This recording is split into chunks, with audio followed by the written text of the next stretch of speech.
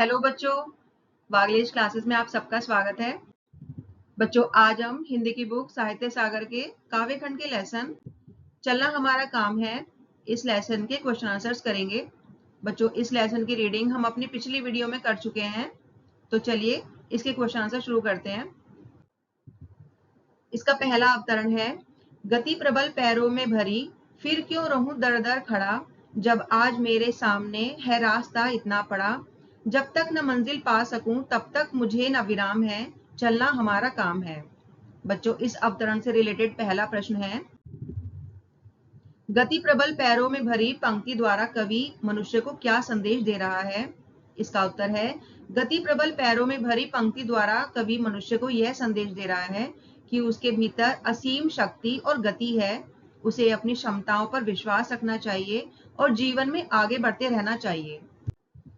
अगला प्रश्न है, कवि मनुष्य को दर दर पर खड़ा न होने की प्रेरणा क्यों दे रहा है? इसका उत्तर है, कवि मनुष्य को दर दर पर खड़ा न होने की प्रेरणा इसलिए दे रहा है क्योंकि मनुष्य के पास असीम शक्ति और गति है और उसे अभी लंबा रास्ता तय करना है। उसे अपनी मंजिल तक पहुंचने के लिए बिना रुके आगे बढ़ते रहना चाहिए, ना कि रास्तों में रुककर समय बर्बाद करना चाहिए। अगला प्रश्न है, जब तक न मंजिल पा सकूं तब तक मुझे न विराम है, पंक्ति द्वारा कवि क्या स्पष्ट करना चाहता है?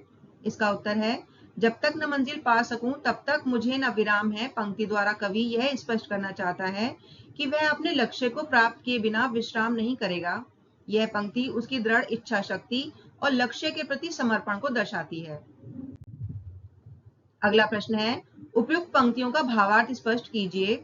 इसका उत्तर है, उपयुक्त पंक्तियों का भाव यह है कि मनुष्य के पैरों में प्रबल गति और शक्ति है, इसलिए उसे दर दर भटकने या रुकने की आवश्यकता नहीं है। जब तक उसे अपनी मंजिल नहीं मिल जाती तब तक उसे विश्राम नहीं करना चाहिए, उसे निरंतर चलते रहना चाहिए। अगला अवतरण है, कुछ कह लिया कुछ सुन लिया, कुछ बोझ अपना बट गया, अच्छा हुआ तुम मिल गई, कुछ रास्ता ही कट गया, क्या राह में परिचय कहूँ, राही हमारा नाम है, चलना हमारा काम है। इस अवतरण से रिलेटेड पहला प्रश्न है, कुछ बोझ अपना बढ़ गया, कवि के यह कहने का क्या भाव है? इसका उत्तर है, कुछ बोझ अपना बढ़ गया कहने का भाव यह है कि जीवन पथ पर राहगीरों से अपने सुख दुख साझा करने पर मन का बोझ हल्का हो जाता है। यह पंक्ति दुख बांटने से दुख की गंभीरता कम होने को दर्शाती है। अगला प्रश्न है, अच्छा हुआ तुम मिल गई, कवि को कौन कहाँ मिल गई, उसके मिलने से उसे क्या लाभ हुआ? इसका उत्तर है, कवि को जीवन पथ पर उसकी प्रेमिका मिली, उसके मिलने से कवि का कुछ रास्ता सरलता से कट गया। जब कवि अपनी प्रेमिका के साथ चलता है तो जीवन की यह यात्रा उसे बोझिल नहीं लगती। वे दोनों आपस में अपने सुख दुख बांटते हैं, जिससे कवि के मन का बोझ हल्का हो जाता है। प्रेमिका की उपस्थिति और साथ से उसे कठिन रास्ते भी आसान लगने लगते हैं और समय भी सुखपूर्वक बीत जाता है। अगला प्रश्न है, कवि अपना परिचय किस रूप में देता है और क्यों? इसका उत्तर है, कवि अपना परिचय केवल एक राही के रूप में देता है क्योंकि उसका मानना है कि इस जीवन पथ पर सभी मनुष्य एक यात्री हैं, जिनका एकमात्र काम चलते रहना है। यह परिचय उसके निरंतर कर्म करने के विश्वास को दिखाता है। बच्चों, इस पद से रिलेटेड एक प्रश्न पूछा गया है बोर्ड एग्जाम में। यह है, राही किसे कहा गया है और क्यों? इसका उत्तर है, राही मनुष्य को कहा गया है क्योंकि जिस प्रकार एक राही अपनी मंजिल तक पहुंचने के लिए निरंतर चलता रहता है, उसी प्रकार मनुष्य भी जीवन पथ पर अपने लक्ष्य को पाने के लिए लगातार संघर्ष करता है और आगे बढ़ता रहता है। अगला अवतरण है, जीवन अपूर्ण लिए हुए, पाता कभी खोता कभी, आशा निराशा से घिरा, हंसता कभी रोता कभी, गति मति ना हो अवरुद्ध, इसका ध्यान आठों याम है, चलना हमारा काम है। बच्चों, इस अवतरण से रिलेटेड पहला प्रश्न है, कवि ने जीवन को अपूर्ण क्यों कहा है? इसका उत्तर है, कवि ने जीवन को अपूर्ण इसलिए कहा है क्योंकि यह सुख और दुख, आशा और निराशा, सफलता और असफलता जैसी विरोधी भावनाओं से भरा हुआ है। कोई भी व्यक्ति अपने जीवन में हमेशा पूर्णता का अनुभव नहीं कर सकता। अगला प्रश्न है, उपयुक्त पंक्तियों में जीवन की किन किन विशेषताओं की ओर संकेत किया गया है? इसका उत्तर है, उपयुक्त पंक्तियों में जीवन की अपूर्णता, सुख दुख का आना जाना, आशा निराशा का चक्र और निरंतर गतिशील रहने जैसी विशेषताओं की ओर संकेत किया गया है। अगला प्रश्न है, गतिमति न हो अवरुद्ध पंक्ति का आशय स्पष्ट कीजिए। इसका उत्तर है, गतिमति न हो अवरुद्ध पंक्ति का आशय है कि मनुष्य के जीवन की गति और उसकी बुद्धि कभी भी रुकनी नहीं चाहिए, भले ही उसे सुख दुख या आशा निराशा का सामना करना पड़े। मनुष्य को हमेशा कर्मठ और जागरूक रहना चाहिए। अगला प्रश्न है, उपयुक्त पंक्तियों द्वारा कवि मनुष्य को क्या प्रेरणा दे रहा है। इसका उत्तर है, इन पंक्तियों द्वारा कवि मनुष्य को यह प्रेरणा दे रहा है कि जीवन में आने वाली हर परिस्थिति, सुख दुख आशा निराशा को स्वीकार करते हुए बिना रुके आगे बढ़ते रहना चाहिए, क्योंकि जीवन का सार ही गतिशीलता है। बच्चों, इस पद से रिलेटेड कुछ PYQs हैं, जिसमें पहला है 2024 में पूछा गया प्रश्न है ये, कवि के अनुसार प्रत्येक व्यक्ति को जीवन में किस किस प्रकार के अनुभवों का सामना करना पड़ता है। इसका उत्तर है, कवि के अनुसार जीवन अपूर्ण है, इसमें हर व्यक्ति को तरह तरह के अनुभव मिलते हैं, जैसे कि नंबर 1, कभी कुछ पाता है तो कभी कुछ खो देता है। नंबर 2, कभी आशा से भर जाता है तो कभी निराश हो जाता है। नंबर 3, कभी हंसता है तो कभी रोता है। इस तरह जीवन में सुख दुख आशा निराशा और हंसना रोना सभी का सामना करना पड़ता है। एक और प्रश्न है बच्चों, 2024 में पूछा गया है, आठों याम से कवि का क्या अभिप्राय है। इस समय में कवि प्रभु से क्या प्रार्थना करते हैं और क्यों। इसका उत्तर है, आठों याम से कवि का अभिप्राय है दिन और रात के आठों पहर यानी पूरे 24 घंटे कवि प्रभु से यह प्रार्थना करते हैं कि उनकी गति यानी चलने की शक्ति और मति यानी सही सोच व निर्णय शक्ति कभी भी रुकनी नहीं चाहिए।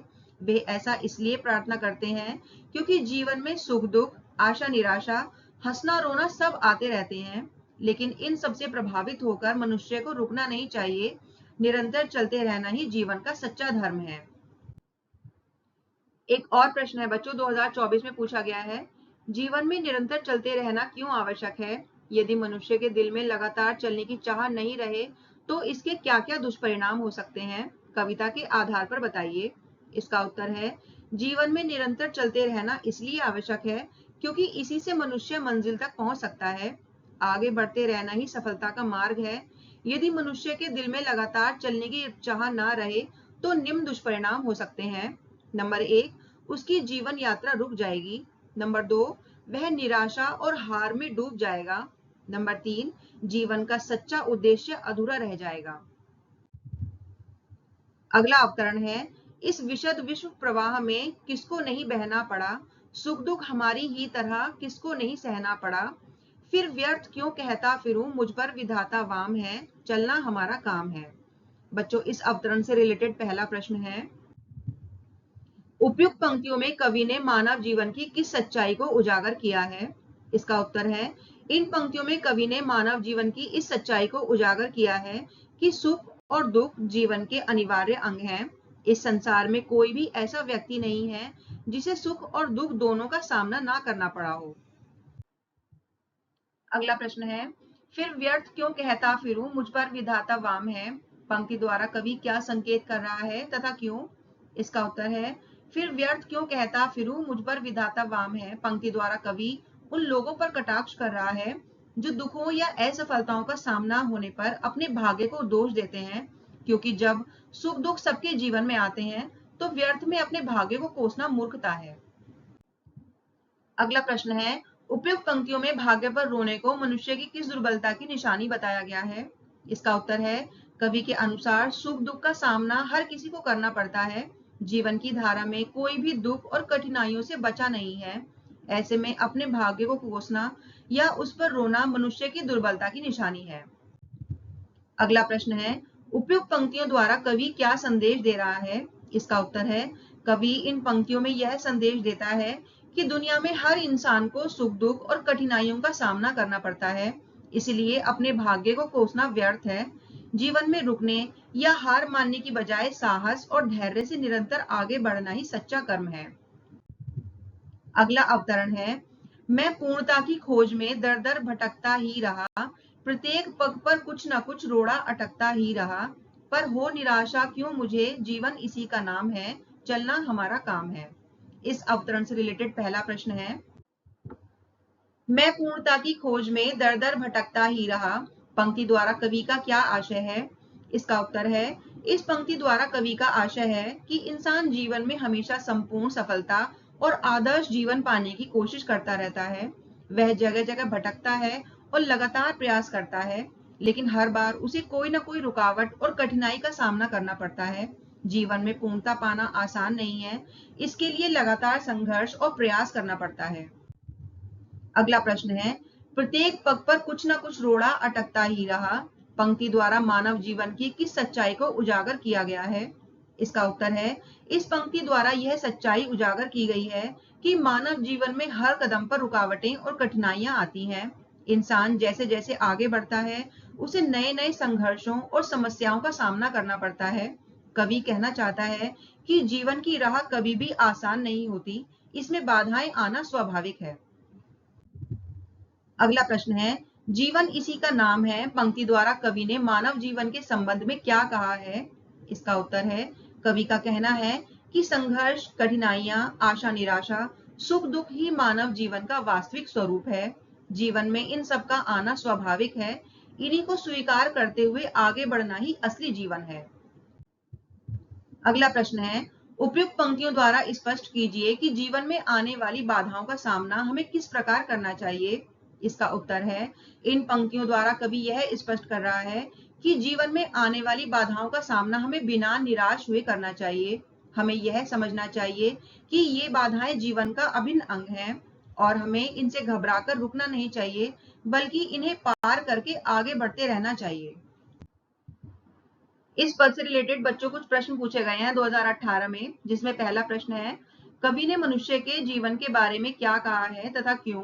इसका उत्तर है, कवि ने मनुष्य के जीवन के बारे में कहा है कि जीवन का सार यह है कि यह कभी पूर्ण नहीं होता और इसमें हमेशा संघर्ष, कठिनाइयां, आशा निराशा, सुख दुख, चुनौतियां आती रहती हैं, क्योंकि जीवन में इन सब का आना स्वाभाविक है। इनको स्वीकार करते हुए आगे बढ़ना ही असली जीवन है।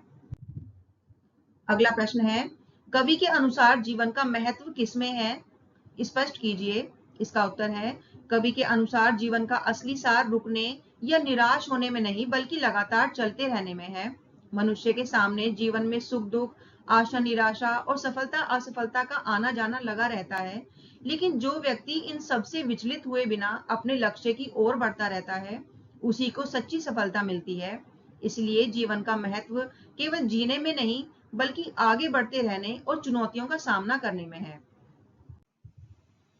अगला प्रश्न है, जीवन में सुख दुख और आशा निराशा के प्रति हमारा क्या दृष्टिकोण होना चाहिए? अपने दुखों और निराशा के लिए हमें किसको दोष देना उचित नहीं है तथा क्यों? समझाकर लिखिए। इसका उत्तर है, जीवन में सुख दुख और आशा निराशा के प्रति हमारा दृष्टिकोण संतुलित और स्वीकार करने वाला होना चाहिए। हमें यह समझना चाहिए कि ये दोनों ही जीवन के अनिवार्य अंग हैं जो आते जाते रहते हैं। हमारा अपने दुखों और निराशा के लिए भाग्य को दोष देना उचित नहीं है, क्योंकि दुख और निराशा हर इंसान के जीवन का हिस्सा है। अगर हम इनके लिए अपने भाग्य को दोष देते हैं, तो यह हमारी कमजोरी को दर्शाता है। ऐसा करने से हम अपनी समस्याओं से भागने लगते हैं और उन्हें हल करने की जिम्मेदारी नहीं लेते। एक और प्रश्न है बच्चों, 2018 में पूछा गया है ये प्रश्न, प्रस्तुत कविता के माध्यम से कवि ने पाठकों को क्या संदेश दिया है? इसका उत्तर है, प्रस्तुत कविता के माध्यम से कवि कहते हैं कि जीवन एक लंबी यात्रा है और हम सभी इस यात्रा के राही हैं। इस राह में सुख दुख, आशा निराशा, लाभ हानि और सफलता असफलता जैसी कई परिस्थितियां आती हैं। हमें इन सभी को अपने जीवन का हिस्सा मानना चाहिए और कभी भी इनसे घबराकर या निराश होकर रुकना नहीं चाहिए और इनके लिए भाग्य को कोसना नहीं चाहिए। कवि का सबसे महत्वपूर्ण संदेश यह है कि हमें अपने लक्ष्य के प्रति समर्पित रहना चाहिए। भले ही कुछ साथी रास्ते में साथ छोड़ दें, हमें अपनी यात्रा जारी रखनी चाहिए। सच्ची सफलता उसी को मिलती है जो बिना रुके लगातार आगे बढ़ता रहता है। अगला अवतरण है, कुछ साथ में चलते रहे, कुछ बीच ही से फिर गए, पर गति न जीवन की रुकी, जो गिर गए सो गिर गए। चलता रहे हरदम, उसी की सफलता अभिराम है, चलना हमारा काम है।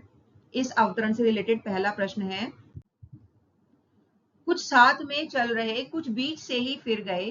पंक्ति द्वारा कवि क्या कहना चाहता है? इसका उत्तर है, कुछ साथ में चल रहे, कुछ बीच से ही फिर गए। पंक्ति द्वारा कवि यह कहना चाहते हैं कि जीवन पथ पर हमें अनेक साथी मिलते हैं, लेकिन कुछ लोग बीच में ही साथ छोड़ देते हैं या निराश होकर वापस लौट जाते हैं।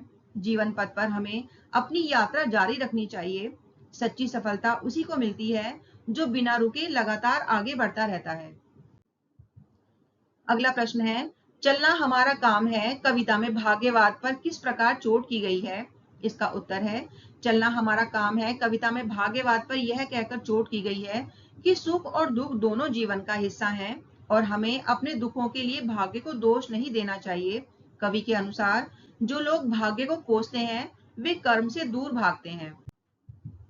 अगला प्रश्न है, कवि के अनुसार जीवन में सफलता किसे मिलती है?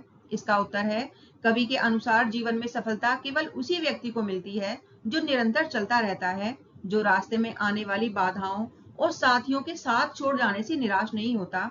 सच्ची सफलता उसी को मिलती है जो बिना रुके लगातार आगे बढ़ता रहता है। अगला प्रश्न है, कवि ने कविता में चलना हमारा काम है पंक्ति को बार बार क्यों दोहराया गया है? कवि इससे क्या प्रेरणा दे रहा है? इसका उत्तर है, कवि ने चलना हमारा काम है पंक्ति को बार बार दोहराया है ताकि वह पाठकों को यह महत्वपूर्ण संदेश दे सके कि जीवन का सबसे बड़ा कर्तव्य और सार ही निरंतर गतिशीलता है। यह पंक्ति कविता का मूल सार है और यह प्रेरणा देती है कि हमें कभी भी रुकना नहीं चाहिए क्योंकि जीवन का नाम ही गति है। बच्चों, इसी के साथ इस लेसन के क्वेश्चन आंसर्स यहीं पर समाप्त हो जाते हैं। मैं आशा करती हूँ आपको सभी के उत्तर समझ में आए होंगे। अगर आपको ये वीडियो पसंद आई है तो वीडियो को लाइक और शेयर करें और चैनल को सब्सक्राइब करना बिल्कुल ना भूलें जिससे आने वाली वीडियोस आप तक पहुंच सकें। Thank you.